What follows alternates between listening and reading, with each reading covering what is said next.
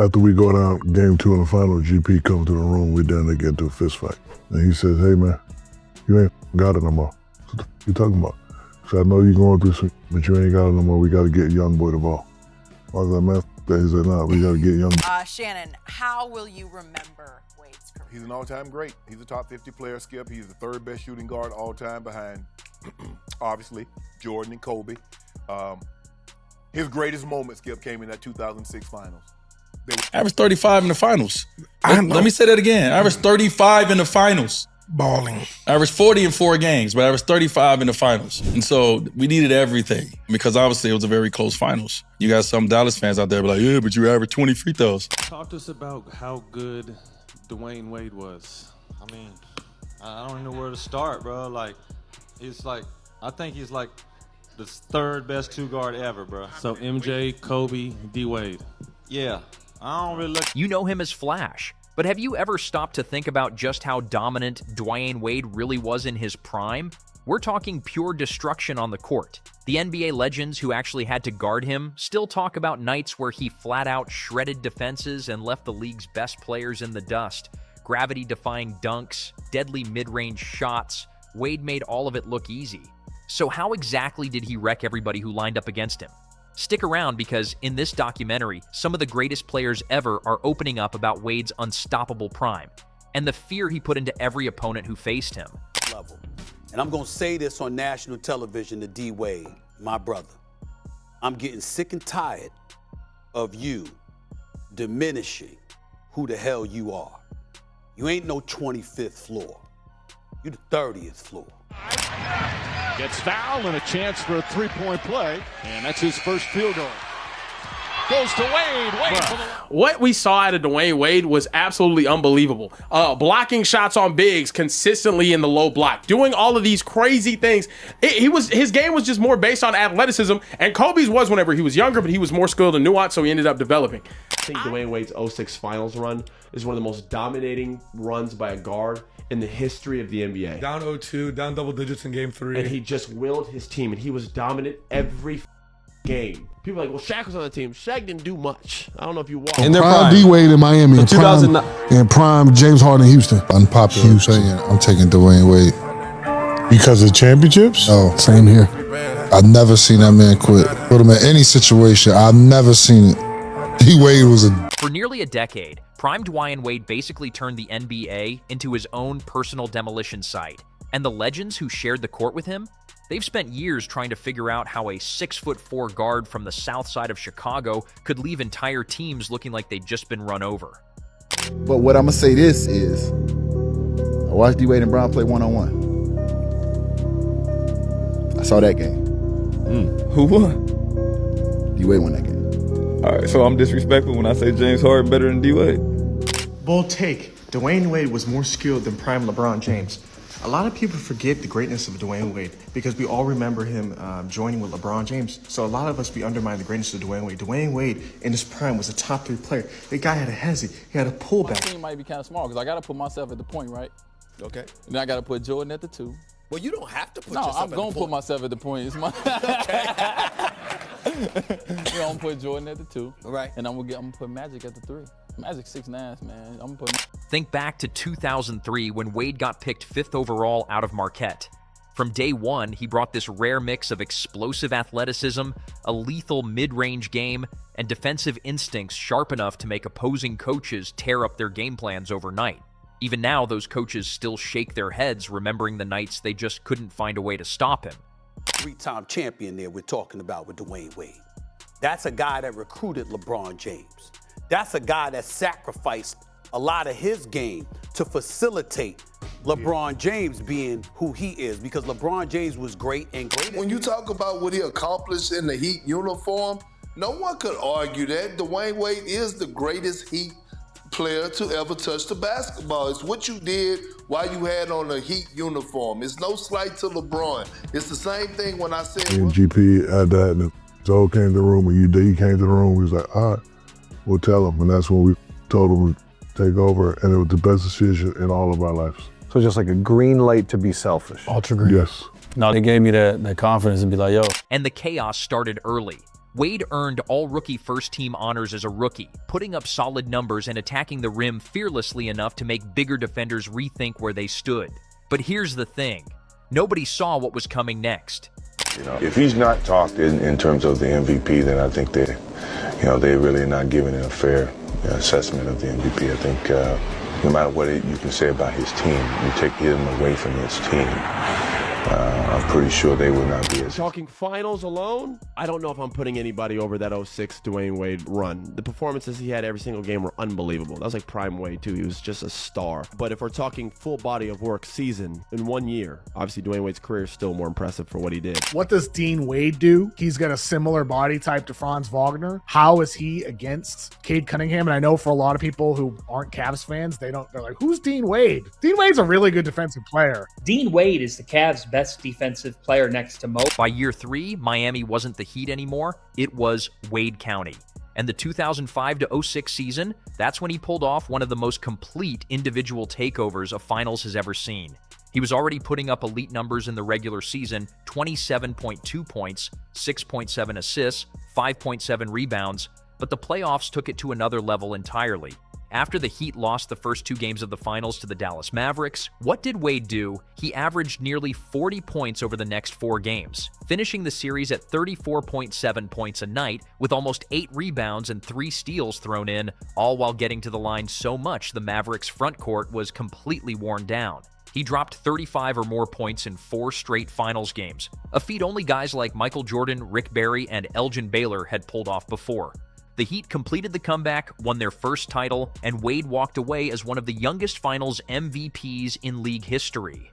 That run that he went on, they had to beat the New Jersey Nets. That was the team with Jason Kidd, Vince Carter, Richard Jefferson, D-Wade's run in 2006. Then they had to go on to the Eastern Conference Finals and beat the Detroit Pistons, who were consistently either in the finals or in the Eastern Conference Finals during that area. And then he went on to go about 10 points, and he just like, no, I'm not going. And I think his famous words were, I'm not going out like this. Correct. And he took over the game. He's great. Finals MVP, 13-time All-Star, 8 times All-NBA, 3-time All-Defensive Player. Dwyane Wade walked through the finals in 03. Well, 03 or 04? 06. 06, my bad. No, cold. He was definitely But can you imagine if he had like a step back 3? Huh? If he could shoot that 3 and step back 3 and... I didn't need to shoot the 3 to be successful. Ever wonder what it actually felt like guarding him in that series? Legends who watched it up close describe it as watching a smaller guy somehow cover the entire court by himself, finishing through contact, rising for tough jumpers, and turning steals into fast break dunks before anyone could even react. The Mavericks threw everything they had at him, and it still fell apart. This wasn't really a team win. It was one man taking apart a great opponent piece by piece. And that intensity didn't fade, even when injuries popped up along the way. Take the 2008 to 09 season, statistically, his peak year. He led the entire league in scoring at 32 points a game, while also posting career highs of 7.5 assists, 2.2 steals, and 1.3 blocks. He outproduced both LeBron James and Kobe Bryant in several categories that year, yet somehow finished 3rd in MVP voting. Even today, guys who guarded him roll their eyes at that decision. How do you ignore the most efficient high-volume scorer in the league who's also one of its most disruptive defenders? Guarding him took more than one defender. It took constant help rotations, which opened up driving lanes everywhere else and gave his teammates open looks they'd never get against a lesser star. One dude, remember you're always supposed to push him to the screen, but he would direct the screen and go baseline. Oh, every time, spin, bro. And then dunk. He can get through cracks and crevices like no other, bro. Right. Yeah. Strong, agile. He sweat more than any human I ever met in my life. Sweat, bro. He changed. My time playing against him, I learned a lot from just matching up against D-Wade. His competitiveness, what I take away from D-Wade was the mentorship, the off the court. Had 3 titles. You had 1.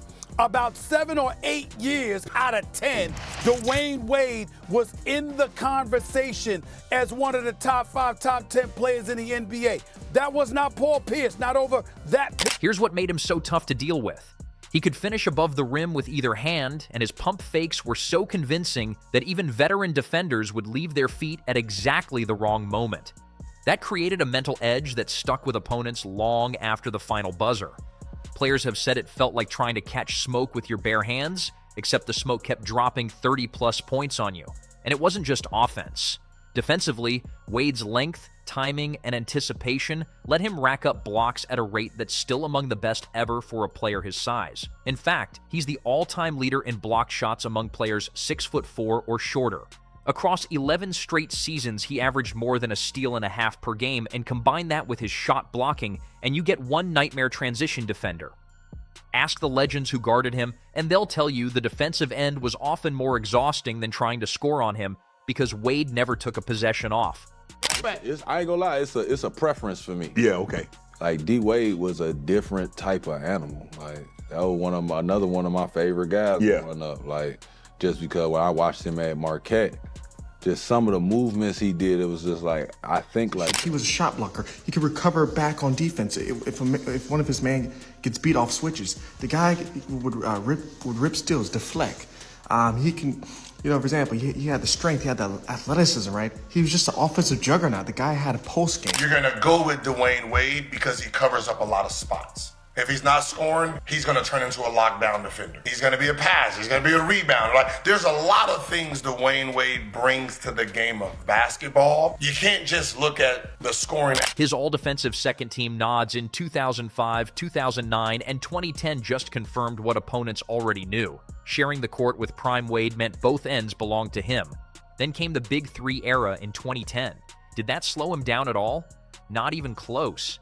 Even alongside LeBron James and Chris Bosh, Wade kept producing at an all-NBA level, averaging over 25 points that first season together and staying a go-to option in big playoff moments. The Heat made 4 straight finals and won back-to-back titles in 2012 and 2013, and the guys who tried to stop that trio still talk about the moment opposing benches basically gave up. Focused too much on LeBron, and Wade would slice through for an acrobatic finish. Try to double team, and you'd give up an open look or a putback off Wade's relentless offensive rebounding. Players have described watching the scoreboard jump 20 points in 5 minutes and realizing there was nothing they could have practiced for that combination of speed, skill, and physicality. The greatest finals runs. I mean, like one of the greatest finals performances, better than any Kobe's finals performance, if we're being honest with you. That was unbelievable what he did on that run. Dragging a team that, I'm sorry, they didn't have any business beating the Pistons that year. They didn't. But because D Wade was that special. Now look. How good was D Wade at that time? D Wade's like a freak. You know, he's probably 6'3", jump out the gym, long arms, and he's just an athletic monster. You know, and just playing with those guys, like I said, it was different. Playing with 3 superstars, you know, usually only get like 1, maybe 1.5. But before Bron got there, obviously we know D Wade was averaging 30. He had his MVP run. He didn't get it, but he was in a conversation about it. But when Bron got there, D Wade probably was 25 points a game, 24. But Kyrie was he was only averaging 20. Looking back now, it's almost funny. The league's best defensive schemes seem almost quaint once you realize Wade had basically declared the paint open for business. Those highlights still get passed around today as proof that some of those matchups were never really fair fights. But beyond the stats and the trophies, there's a deeper story here. Prime Wade forced an entire generation of players to face their own limits in real time. His relentlessness on both ends set a bar almost nobody could match, and the stories from guys who shared the floor with him all circle back to the same feelings: inevitability and exhaustion. Even as a young player, Wade already made opposing stars treat him as the primary threat, even when bigger names were standing right next to him, and that only got more intense as his game matured. His mid-range shot stayed deadly long after the league shifted toward three-pointers, and by the time the defender's arm caught up, the ball was already gone. Watch the film, and analysts still marvel at his footwork and body control, how he'd finish through multiple defenders without ever losing the ball or the angle. And a lot of that fear factor, it came just as much from his unpredictability as from his raw athleticism. You can make a case Dwyane Wade had the best NBA Finals run of all time, and that includes Michael Jordan. You can make that case of what he did in 2006. Dominated the Dallas Mavericks. He was the only guy basically in double figures. The next closest person, he probably averaged like 30-some points. The next closest person averaged. Being at the time, you remember, I was a 2. So I played primary 2. So I always had to deal with D Wade. D Wade was one of turning that back. He was a motherfucker. Even as knee issues and the wear and tear of a high-impact style crept in, that dominance stuck around longer than you'd expect. Wade kept earning all-star nods deep into his career and still contributed to championship runs, adjusting his game as he got older. But when legends talk about the years he could just take over a series, it's always the prime years they come back to. Honestly, that 2006 Finals run alone would have cemented his legacy. Add in the scoring title, the defensive recognition, an Olympic gold medal as the Redeem Team's leading scorer, and multiple championships, and you get a resume that's hard to sum up neatly. He ranks among the top shooting guards in Heat franchise history across nearly every category, and his number 3 jersey retirement plus his 2023 Hall of Fame induction just made it official. Funny enough, the players who faced him at his absolute peak still sound a little irritated talking about it. Like being unable to stop those drives and steals still feels personal, not just a normal loss. I was a victim of one of them trash Euros. That was definitely one of my top Euros of all time. It's all good, because listen, what you gotta know, that's probably top 5, one of the most tired I was. Oh my God. Now you see me. Now you don't, Kevin Garnett. He's one of them ones. You know what I'm saying? He's gonna get a bucket. You need him. He's gonna shoot it. He's gonna drive. He's gonna something's gonna happen. But he's gonna put the ball in the. He basket. was a D-Wade was a bad. Here's the real kicker. During his peak seasons, there was no obvious weakness to exploit. Sag off to protect the paint. He'd nail the mid-range jumper, close out hard. He'd blow right by you or dish it off. Rotate early to help. Now a shooter's wide open. Stay home instead. Wade's converting a contested layup most guards wouldn't even attempt. The advanced stats from those years show offensive and defensive numbers that ranked among the best of any wing in that era.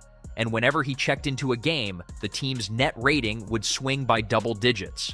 Coaches who game planned against him tend to land on the art. In the bigger picture, Wade's prime is a great reminder that greatness doesn't require the tallest frame or the smoothest jumper. His ability to impose his will through athleticism and craft created a blueprint that plenty of players studied afterward, but very few actually matched that same two-way impact.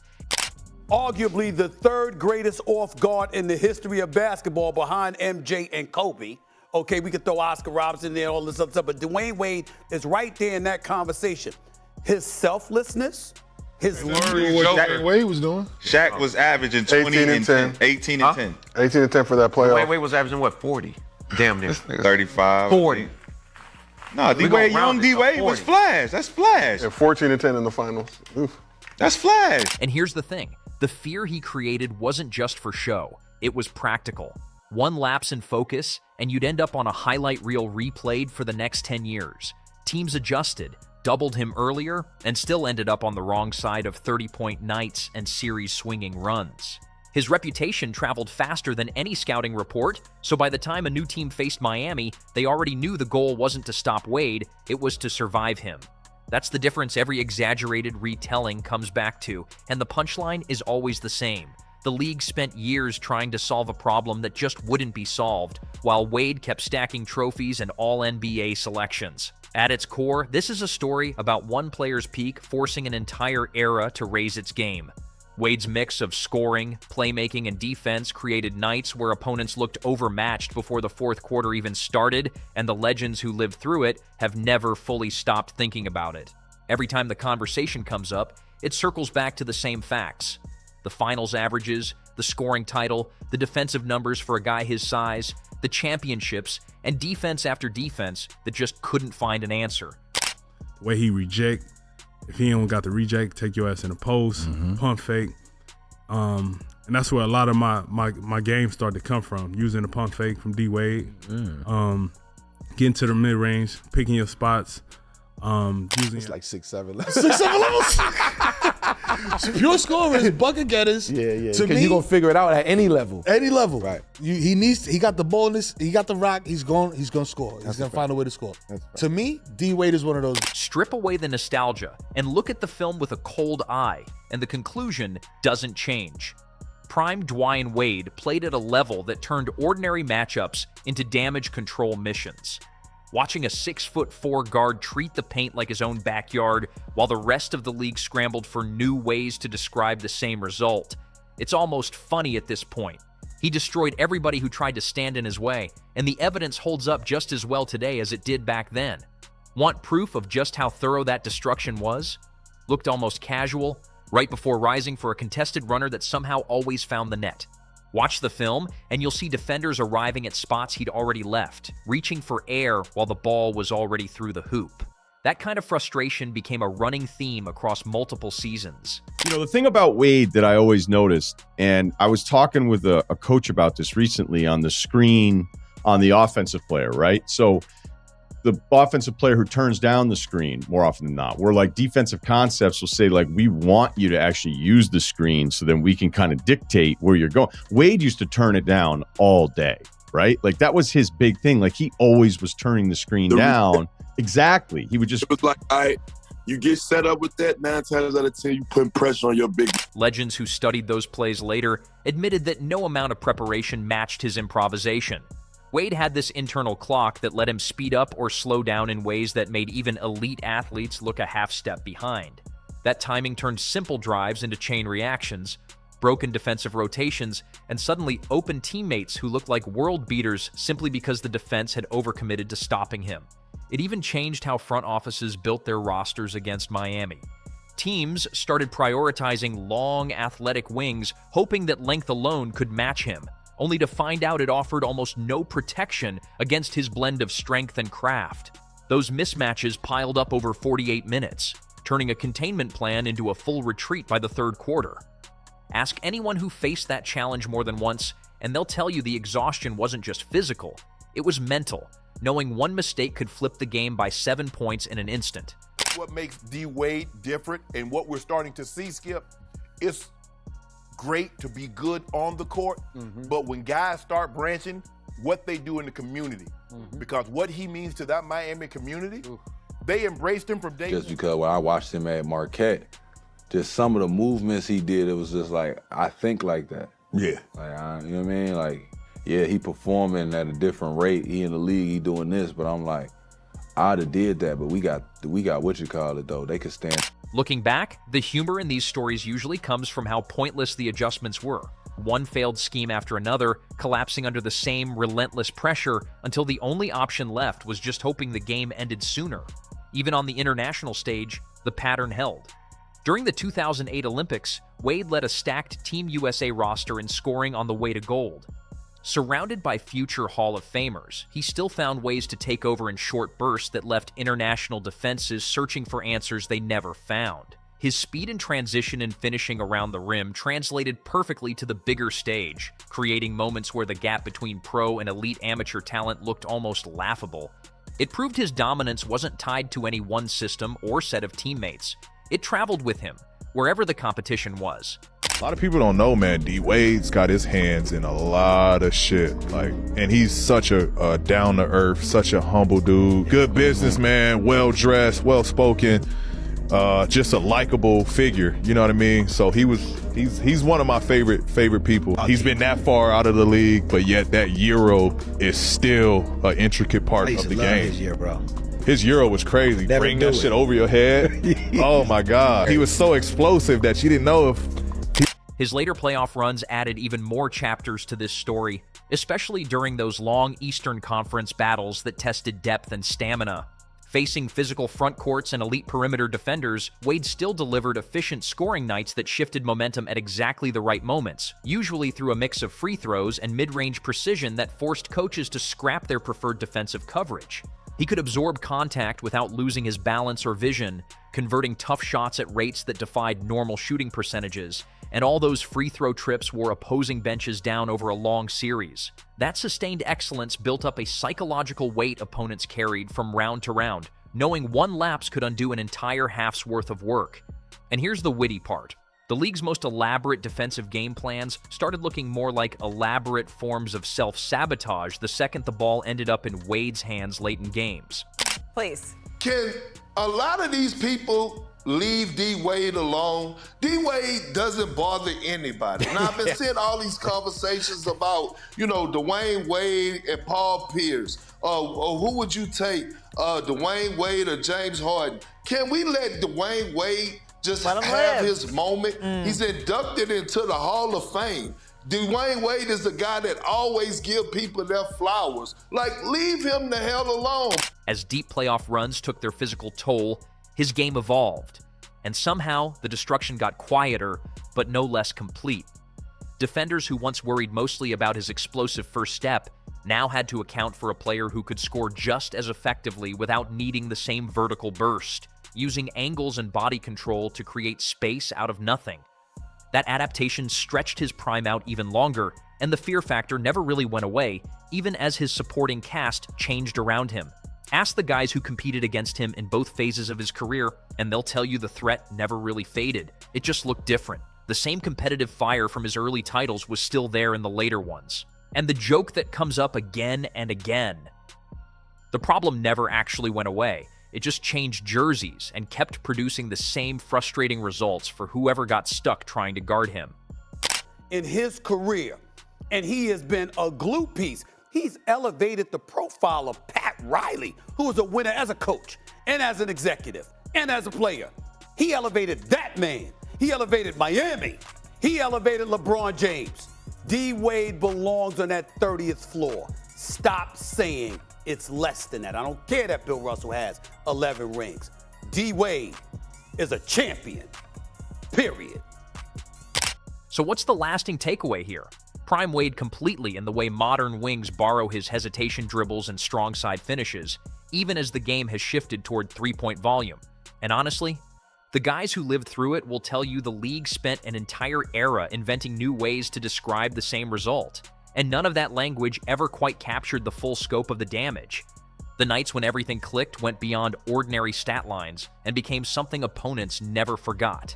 The simple, sobering knowledge that they'd shared a court with something almost impossible to contain.